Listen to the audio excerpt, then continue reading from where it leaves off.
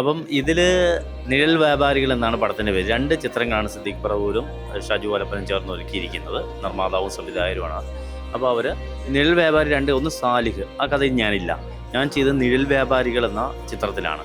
ശരിക്കും ഒരുപാട് മനോവ്യാപാരങ്ങൾ ഉള്ളിലൊതുക്കിയ ഒരു എന്താ പറയുക, ഒരു മനുഷ്യൻ എന്ന് പറയാം, ഒരു പച്ചയായ മനുഷ്യൻ, ഒരു ദലിത് സമൂഹത്തെ പ്രതിദാനം ചെയ്യുന്ന ഒരു കഥാപാത്രമാണ്. ഒരുപാട് യാതനകൾ ഉള്ളിലൊതുക്കി, തീവ്രമായ ഒരുപാട് പ്രശ്നങ്ങൾ ഉള്ളിലൊതുക്കി കഴിയുന്ന, അപ്പോൾ അടിച്ചമർത്തപ്പെട്ടൊരു മനുഷ്യൻ്റെ കഥയാണ്.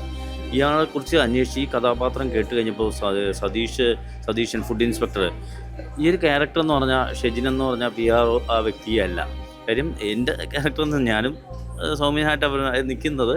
പക്ഷേ ഈ ഒരു ക്യാരക്ടർ അയാൾ എഴുതുന്ന ടെസ്റ്റുകളിലും PSCയിലും എല്ലാം ഉന്നതതിനകത്തെത്തും. എവിടെയും ടോപ്പ് റാങ്കാണ്. അയാൾ ഏത് ഉദ്യമം എടുത്താലും അയാൾ ഒന്നിനൊന്നും മെച്ചപ്പെട്ട് 100 പടിയിൽ നിൽക്കുന്നത് അയാളുടെ എഫർട്ട്.